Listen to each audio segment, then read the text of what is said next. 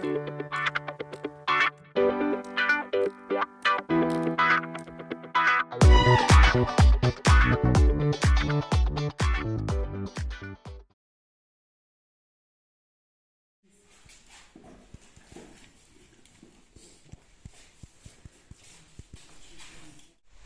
tout le monde, je viens de partir de l'albergue San Nicola et je viens du coup de traverser un pont là, au-dessus d'une rivière qui me sépare de la province de Burgos, et là du coup je viens de rentrer dans la province de Palencia. Ce matin je suis parti assez tôt, après le petit déjeuner. Ça devait être à peu près 7h moins le quart, 7h moins 10. Et donc voilà, j'ai traversé le premier village là. Je voulais revenir un peu sur ma soirée d'hier soir. C'était vraiment chouette. Donc j'étais dans une albergue qui était un peu différente de celle que j'ai fait jusqu'à maintenant. C'était déjà dans un endroit assez ancien, donc carrément dans un hôpital pour pèlerins, donc de l'époque du Moyen-Âge. Je sais pas exactement quelle époque, j'ai pas demandé aux hospitaliers, mais assez ancien en tout cas. Et du coup, c'est un lieu qui est chargé d'histoire, quoi, et donc qui a été longtemps du coup un hôpital pour pèlerins, où les pèlerins à l'époque au Moyen-Âge s'arrêtaient pour dormir, pour manger, et pour se faire soigner. Enfin, en tout cas, les gens prenaient soin des pèlerins qui allaient sur le chemin, qui allaient vers Saint-Jacques. Et du coup pendant longtemps apparemment cet endroit a été mis à l'abandon, et du coup c'est la confrérie des Amis de Saint-Jacques de Perugia, donc d'Italie, qui vient du coup s'occuper de cet endroit et de s'occuper des pèlerins. Donc c'était vraiment intéressant comme soirée. Déjà il y avait, on va dire au niveau logistique, il y avait pas d'électricité, donc c'était assez bien parce qu'en fait on a suivi du coup le rythme du coucher du soleil, et donc on a pris donc le repas. Et avant le repas en fait à cet endroit là il donne la cérémonie du lavement des pieds. Alors déjà je tiens à dire que tout le monde avait pris sa douche, voilà, ça c'est fait. Et en fait, juste non mais soit dit en passant, c'était vraiment très spirituel, dans le sens où si on prend déjà dans toutes les religions, il y a toujours il y a des rites d'ablution pour se laver, donc par le corps on lave aussi l'esprit, donc c'est vraiment pour faire, on va dire, s'alléger l'esprit pour pouvoir aller vers du renouveau, quoi. Et du coup eux ils le font aussi dans cette optique là. Donc la cérémonie se déroule de la manière suivante. En fait on était tous assis à côté d'un hôtel, parce que ça restait comme une église l'endroit où on était. Et du coup chaque personne s'est fait laver un pied à son tour. Donc bon, laver c'est vraiment symbolique, hein. On verse un peu d'eau sur le pied, on essuie. Et un des hospitaliers donc faisait le rite du lavement, pendant que l'autre citait, donc c'était en italien, donc citait des phrases, et en gros ça disait bon, pour moi, toi Camille, reçois ce lavement pour que tu puisses en gros repartir peau neuve et aller sain et sauf, enfin en toute, on va dire pas sécurité, mais je veux dire de pouvoir aller dans de bonnes conditions à Santiago. Et c'était vraiment très fort comme moment, dans le sens où voilà, moi je suis pas forcément religieux, plus on va dire comment dire, par hérédité, enfin enfin voilà, ça fait partie de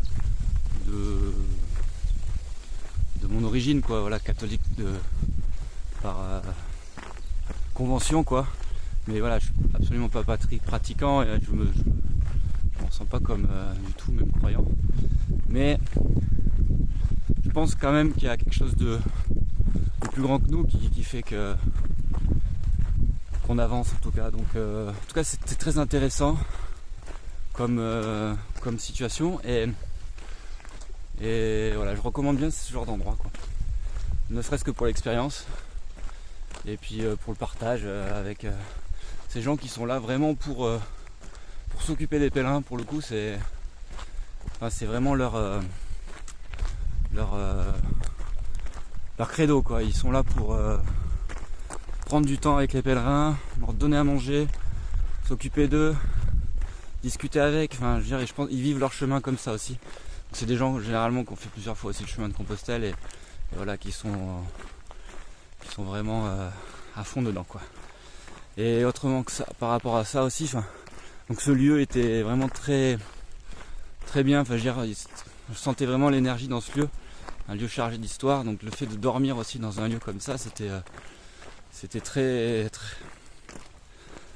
vraiment très très bien, quoi. J'ai pas de mots pour dire ça. Enfin, je pense qu'il faut le vivre. Mais en tout cas, je recommande vraiment d'aller dans ce genre d'endroit si on va sur le chemin, parce que ça fait partie du truc, quoi. Et du coup, aussi à table, j'ai pu vraiment passer du bon moment, parce qu'au début j'avais un peu peur, parce que forcément, vu que c'est une confrérie italienne, il y avait beaucoup d'Italiens, donc ça parlait exclusivement en italien.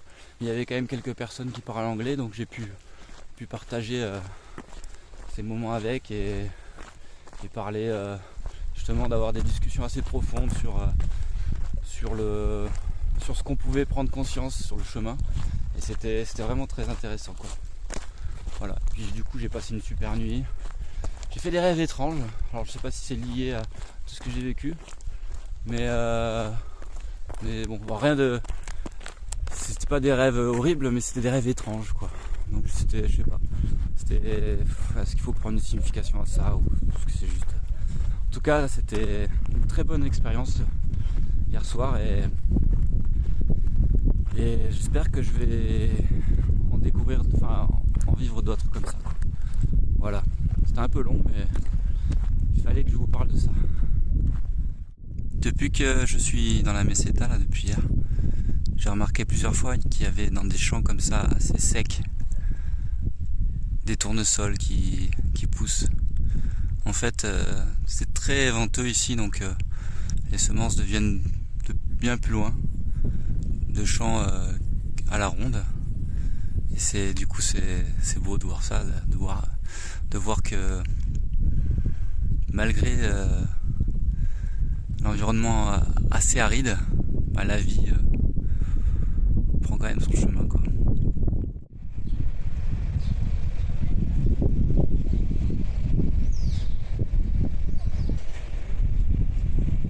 Je suis actuellement en train de longer le canal de Castille. Il vient de la province de Valladolid, dans le sud de la Meseta, pour rejoindre le nord de l'Espagne. Il a été construit à la fin du XVIIIe siècle dans le but d'acheminer en fait le blé vers les ports du nord. Et du coup, ça a été vite abandonné, parce que il y a eu les chemins de fer à partir de la fin du 19e. Donc maintenant, ça sert plutôt d'irrigation en fait pour cette zone, quoi. Et du coup, ce qui est pas mal, c'est que ça ramène un peu de biodiversité. Donc c'est vrai que c'est quand même des fois, dans de rares cas, on va dire que la patte humaine ramène aussi un petit peu de biodiversité, donc c'est cool. Apparemment, dans ce canal, on peut trouver des écrevisses comme ça, rouges. J'ai rencontré un monsieur juste avant, qui pêchait ces écrevisses rouges. En fait, là, au sol, c'est juste pour voir où ça se trouve. Et en fait, ce fil est relié à une espèce de panier où il met un appât, il attend, et les écrevisses viennent doucement dans dans le panier, donc il a juste à récolter du coup le fruit de la pêche, quoi. Ça a l'air assez simple au final.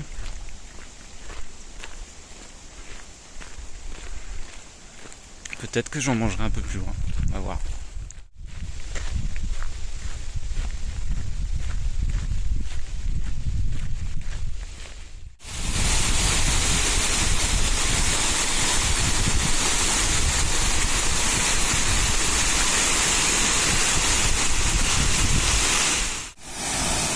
Je suis proche de Fromista et donc je suis devant un ouvrage à plusieurs écluses, donc pour descendre d'un assez grand dénivelé, donc sur le canal de Castille.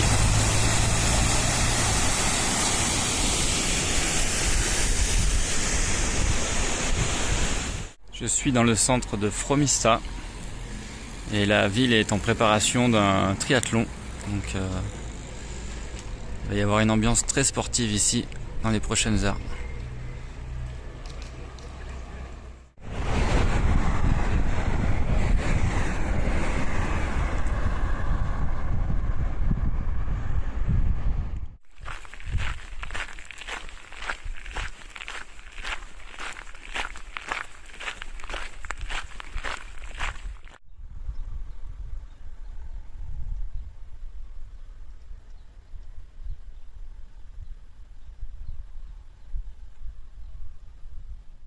Je suis à Vilalcázar de Sirga. Il est 13h30. Je vais m'arrêter ici pour casser la croûte et voir un peu ce que je vais faire pour la suite.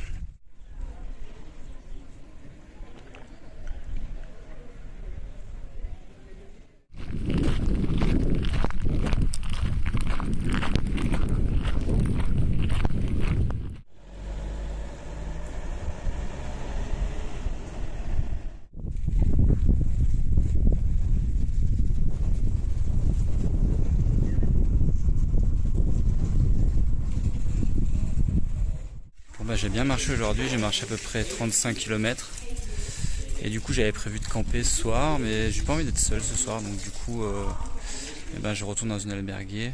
Donc je vais demander à l'albergue paroissiale derrière moi s'ils ont de la place. Voilà, je vais aller voir ça.